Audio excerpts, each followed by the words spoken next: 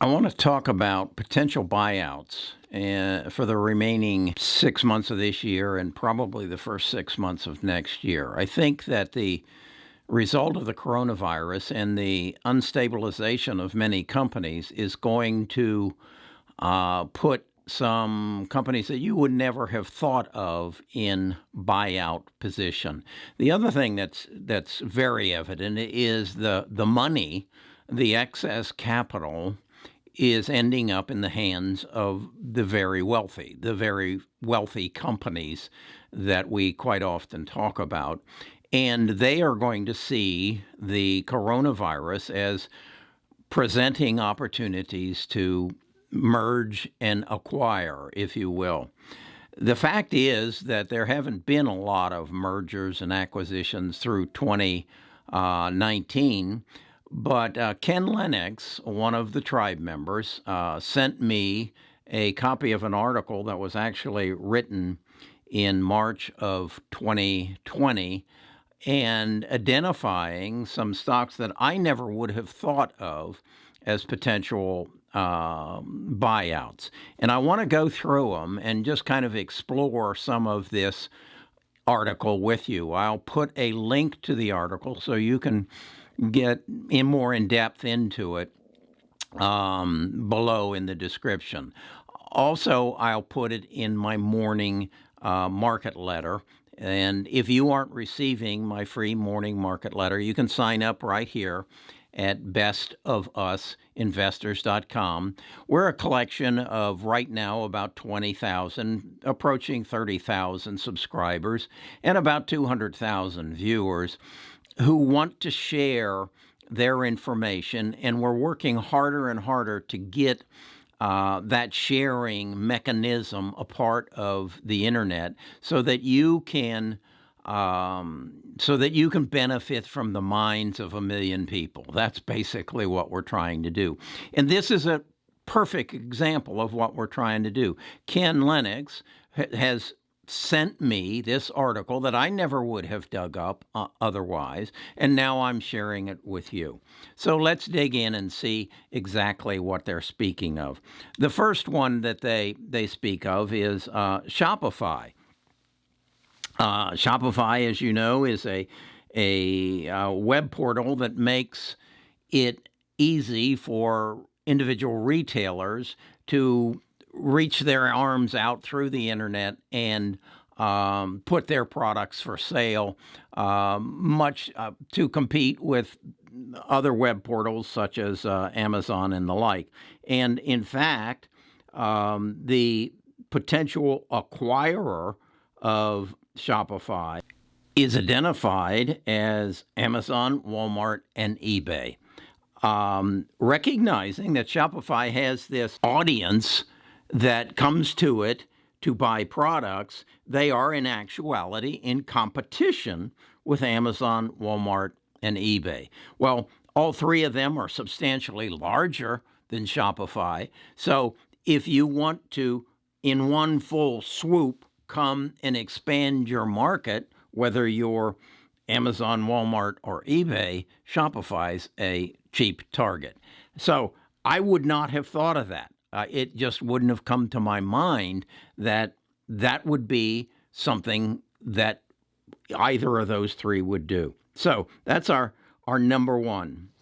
The next one, my favorite, pizza. Almost every Friday, we have movie night with pizza, and we use the very convenient app that Domino's provides us and order a pizza. And I really believe if you look at Domino's Pizza and compare it to the other pizza companies, such as Pizza Hut or any of the others, you'll see what Domino's learned was the value of an app as more quickly than anyone else. And they had pushed their delivery business onto my phone. And it's so easy that I don't look anywhere else. So who is a potential buyer for Domino's? Well, this article says Restaurant Brands International, which meant nothing to me. but they are the owners of Burger King and Popeyes. And what this article is explaining is that there are some large restaurant chains who want to expand their reach or expand their menu, if you will, beyond hamburgers and chicken, and want to get into pizza. And Domino's has a strong hold on that. And so these companies will reach out and try to go in that direction. I would throw into that pool names like Coca-Cola and Pepsi. They are needing to expand their brand into food and away from sugary drinks. So I would say Domino's is a potential target for them. Then the next one really kind of blew me away, and that is Target. My wife will not shop in any discount store other than Target. We spent our early years in Minneapolis, Minnesota, so my kids grew up wearing Target clothes and shoes, and we were regular users of Target because it was a division of Dayton-Hudson, and the only surviving division of Dayton-Hudson, I might mention. And so who are the potential buyers of Target? Again, Amazon and Walmart. I understand Amazon. Amazon dominates the e-commerce retail business. They recognize they need a physical presence. That this physical presence will always be there. I believe, and the author of this agrees, that Amazon's prime customers have basically the same demographic as Target. So you put Amazon into Target, you put their new checkout system that you don't need cashiers, and I don't know if I guess you change the name to Amazon's Target or Target's Amazon, whatever, or it's just Amazon, and you have a good marriage there. Is it also a target for Walmart? Sure. I think both Walmart and Target are developing good online presence, but again, there are some real economies of scale if Walmart would buy Target. Yeah, it's probably more stores in the same cities, but it would be a very easy transition. And it would be, in Walmart's case, an excellent way to extend their online presence. I think Walmart and Target have a different demographic. So again, I see that as a potential. I wouldn't jump up and say this is probably going to happen, but it's interesting to look again at the financial ramifications of the pandemic and how these companies may measure out and say, now is the time to go in that direction. Will they have some kickback from Washington, D.C.? Oh, I am quite sure they will or would. But it's still interesting to think about. And as an investor, it's important that I have these things in my mind so that if I see anything moving in that direction, I can be aware of it and take advantage of it. Again, am I a buyer of the targets or am I a buyer of the buyers? In my case, I'm a long-term investor. I'm a buyer of the buyers. The next one, Armour. Armour is not a company that was in my radar at all. I had no knowledge of them at all. Who are the potential suitors? Again, the article says Pfizer, Amgen, and Novartis. What I've come to know Armour as is that they have developed a use of fish oil to help hold down the cholesterol that is at this point taken care of through statins. I happen to have high cholesterol. What it is, for you young people who don't know what it is, it's plaque building up in your arteries in your veins, which then slows down the blood flow through your body and can be a bad thing to happen. A statin will control that. My understanding is fish oil is the next step. And Armour has developed a drug or a pill that aids in this, and it got FDA approval in 2019, and they are now going to start promoting it heavily. And so, with the marketing power of Pfizer, Amgen, or Novartis, this could be a good acquisition. So that's, again, something I don't know a whole lot about, but we want to keep on our radar. The next one I do know something about, and that is Under Armour. Under Armour, I can remember when they just stormed the field. They owned the athletic wear. It was a badge of courage or a badge of athleticism to wear the underarm label. And interesting, if I remember right, it's a young, I think it was a Colgate athlete who put together this company and skyrocketed and did well. And it's kind of come apart. They've been put out of favor and are being now sought again by Amazon, Nike, and Adidas.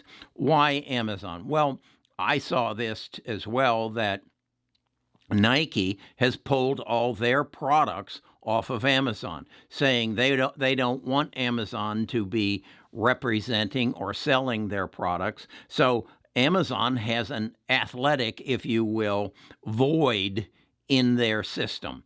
And a perfect fill for that void would be Under Armour. And they could, with that Under Armour label, go head to head with Nike, developing further their clothing line, and in particular their shoe line. This, I would think, of many of these 7 that we're looking at, I would think is one of the top 3.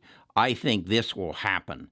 And I think it could be, again, I don't know that Nike or Adidas would go that way. I don't see bringing on another label within your already strong label is a way to go. I think if I were a betting man, I would say Amazon will be a buyer of Under Armour in the very near future, and I need to be following this stock very closely.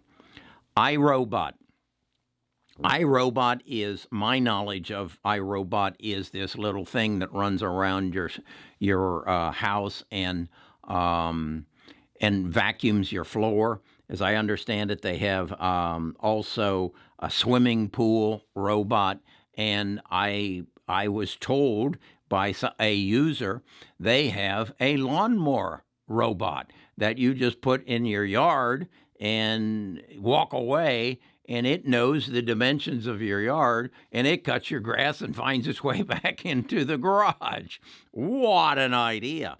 Who is the potential buyers? The author of this article says Amazon again, Facebook, Apple, and Alphabet.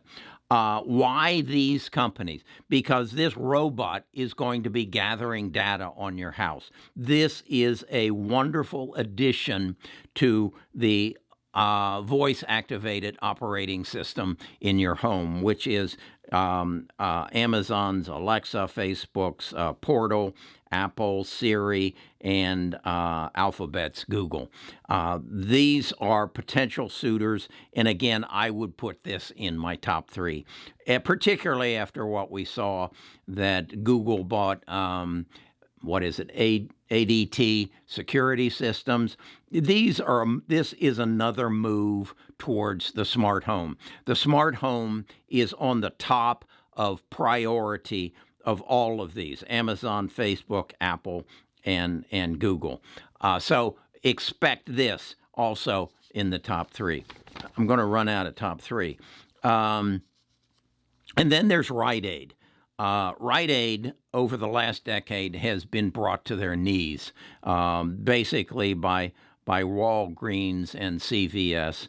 Rite Aid was a major player and has sunk into the shadows, but they still exist. They have a presence, and there are people who want to either take advantage of their presence and see them as a cheap buy-in. Again, a repetitive name, Amazon. We know that Amazon has a Amazon medical division. They have a pharmaceutical division. In fact, my wife gets some of her eye medicine on a regular basis. They show up without an order through Amazon. And Amazon, we know, wants a physical presence. We've talked about they want a physical presence and could be a buyer of Target.